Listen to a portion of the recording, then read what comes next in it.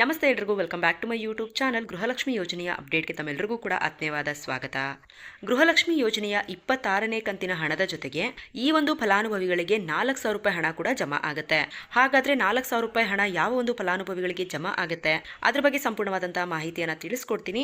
ಅದರ ಜೊತೆಯಲ್ಲಿ ಶಕ್ತಿ ಯೋಜನೆಗೆ ಸಂಬಂಧಪಟ್ಟ ಹಾಗೆ ಈಗಾಗಲೇ ಒಂದು ಇಂಪಾರ್ಟೆಂಟ್ ಆಗಿರುವಂತಹ ಅಪ್ಡೇಟ್ ಬರ್ತಾ ಇದೆ. ಸ್ಮಾರ್ಟ್ ಕಾರ್ಡ್ ಅನ್ನ ಸರ್ಕಾರ ಕಡ್ಡಾಯ ಮಾಡಿದೆ.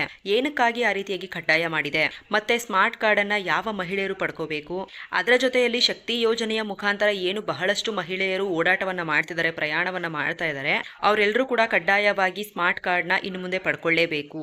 ಹೇಗೆ ಪಡ್ಕೋಬೇಕು, ಎಲ್ಲಿ ಪಡ್ಕೋಬೇಕು, ಯಾವಾಗಿನಿಂದ ಈ ಒಂದು ಕಾರ್ಡ್ ಅನ್ನ ಪಡ್ಕೋಬೇಕು, ಎಲ್ಲದ್ರ ಬಗ್ಗೆ ಕೂಡ ಸಂಪೂರ್ಣವಾದ ಮಾಹಿತಿಯನ್ನ ಈ ಒಂದು ವಿಡಿಯೋದಲ್ಲಿ ತಿಳಿಸ್ಕೊಡ್ತೀನಿ. ಹಾಗಾಗಿ ವಿಡಿಯೋ ತುಂಬಾನೇ ಇನ್ಫಾರ್ಮೇಟಿವ್ ಹಾಗೆ ತುಂಬಾನೇ ಹೆಲ್ಪ್ಫುಲ್ ಆಗಿರುತ್ತೆ. ಎಲ್ಲೂ ಕೂಡ ಮಧ್ಯದಲ್ಲಿ ವಿಡಿಯೋನ ಸ್ಕಿಪ್ ಮಾಡದೆ ಕಂಪ್ಲೀಟ್ ಆಗಿ ವಾಚ್ ಮಾಡಿ.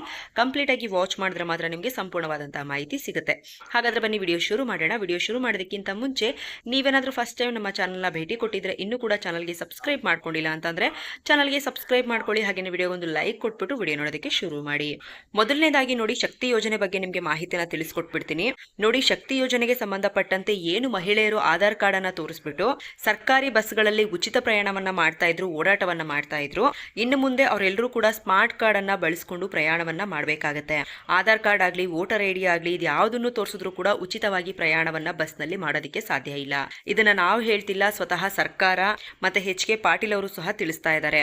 ನಿನ್ನೆ ಅವರು ಮಾಧ್ಯಮದೊಂದಿಗೆ ಕಂಪ್ಲೀಟ್ ಆದ ಇನ್ಫಾರ್ಮೇಶನ್ ಅನ್ನ ಕೊಟ್ಟಿದ್ದಾರೆ. ಈಗ ಆಲ್ರೆಡಿ ಸಚಿವ ಸಂಪುಟ ಇದಕ್ಕೆ ಅನುಮೋದನೆಯನ್ನ ಕೊಟ್ಟಾಗಿದೆ, ನಿರ್ಧಾರವನ್ನು ಕೂಡ ಮಾಡಿದ್ದಾಗಿದೆ.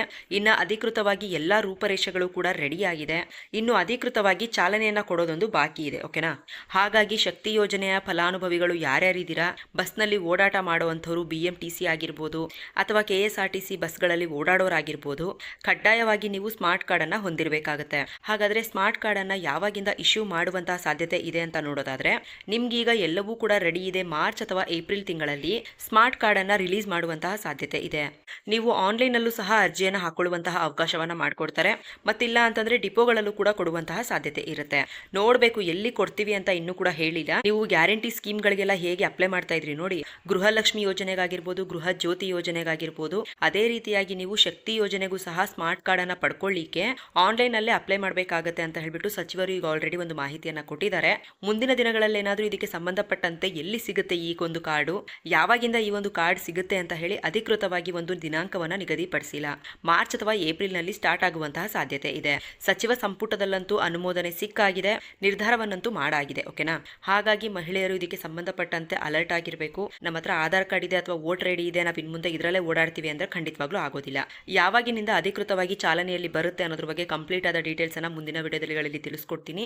ಇನ್ನು ಗೃಹಲಕ್ಷ್ಮಿ ಯೋಜನೆಗೆ ಸಂಬಂಧಪಟ್ಟಂತೆ ಯಾರಿಗೆಲ್ಲ 25ನೇ ಕಂತಿನ ಗೃಹಲಕ್ಷ್ಮಿ ಯೋಜನೆಯ ಹಣ ಇನ್ನೂ ಕೂಡ ಬಂದಿಲ್ಲ, ಡೋಂಟ್ ವರಿ, ಯಾರು ಕೂಡ ತಲೆ ಕೆಡಿಸ್ಕೊಳ್ಳೋದಕ್ಕೆ ಹೋಗಬೇಡಿ. ಗೃಹಲಕ್ಷ್ಮಿ ಯೋಜನೆಯ 25ನೇ ಕಂತಿನ ಹಣ 80ರಿಂದ 85% ಫಲಾನುಭವಿಗಳಿಗೆ ಬಂದಿರುವಂತದ್ದು. ಇನ್ನು 15ರಿಂದ 20% ಫಲಾನುಭವಿಗಳಿಗೆ ಗೃಹಲಕ್ಷ್ಮಿ ಯೋಜನೆಯ 25ನೇ ಕಂತಿನ ಹಣ ಬರಬೇಕಾಗಿದೆ. ಆ ಒಂದು 15ರಿಂದ 20% ಫಲಾನುಭವಿಗಳಿಗೆ ಇನ್ನೂ ಕೂಡ ಹಣ ಬರ್ದೇನೆ 26ನೇ ಕಂತಿನ ಹಣ ಜಮಾ ಆಗ್ಲಿಕ್ಕೆ ಶುರು ಆಯ್ತು ಅಂತ ಇಟ್ಕೊಳ್ಳಿ.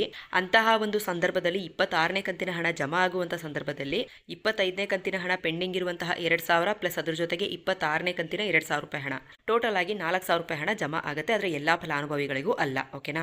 ಸೊ ವಿಡಿಯೋ ನೋಡ್ತಾ ಇರೋಂಥವ್ರಿಗೆ ನಿಮ್ಗೇನಾದ್ರೂ 25ನೇ ಕಂತಿನ ಹಣ ಇನ್ನೂ ಕೂಡ ಬಂದಿಲ್ಲ, ಹಾಗೇನೆ ಬಂದಿದ್ರು ಕೂಡ ಕಮೆಂಟ್ ಮಾಡಿ ತಿಳಿಸೋದನ್ನ ಮರಿಬೇಡಿ. ನಿಮ್ಮ ಜಿಲ್ಲೆಯ ಹೆಸರನ್ನ ಕೂಡ ಕಮೆಂಟ್ ಮಾಡಿ ತಿಳಿಸಿ. ಸೊ ಇದಾಗಿತ್ತು ಇವತ್ತಿನ ಗೃಹಲಕ್ಷ್ಮಿ ಯೋಜನೆಯ ಅಪ್ಡೇಟ್, ಹಾಗೇನೆ ಶಕ್ತಿ ಯೋಜನೆ ಬಗ್ಗೆ ಅಪ್ಡೇಟ್. ಸೊ ಹೋಪ್ ಮಾಹಿತಿ ಎಲ್ರಿಗೂ ಕೂಡ ಸಂಪೂರ್ಣವಾಗಿ ಸಿಕ್ಕಿದೆ ಅಂತ ಅನ್ಕೊಂಡಿದ್ದೀನಿ. ಸೊ ವಿಡಿಯೋ ಸ್ವಲ್ಪ ಆದ್ರೂ ಯೂಸ್ಫುಲ್ ಅನ್ಸಿದ್ರೆ ವಿಡಿಯೋಗೊಂದು ಲೈಕ್ ಮಾಡಿ. ಇದೇ ರೀತಿಯಾದ ಹೆಚ್ಚು ಅಪ್ಡೇಟ್ಸ್ಗಳನ್ನ ಪ್ರತಿನಿತ್ಯ ಪಡ್ಕೋಬೇಕು ಅಂತ ಹೇಳಿದ್ರೆ ನಮ್ಮ ಒಂದು ಚಾನಲ್ಗೆ ಸಬ್ಸ್ಕ್ರೈಬ್ ಮಾಡ್ಕೊಳ್ಳಿ. ಹಾಗೇನೆ ಕೊನೆವರೆಗೂ ಯಾರೆಲ್ಲ ವಿಡಿಯೋ ನೋಡಿದ್ರು ಅವ್ರಿಗೆಲ್ರಿಗೂ ಕೂಡ ಧನ್ಯವಾದಗಳು.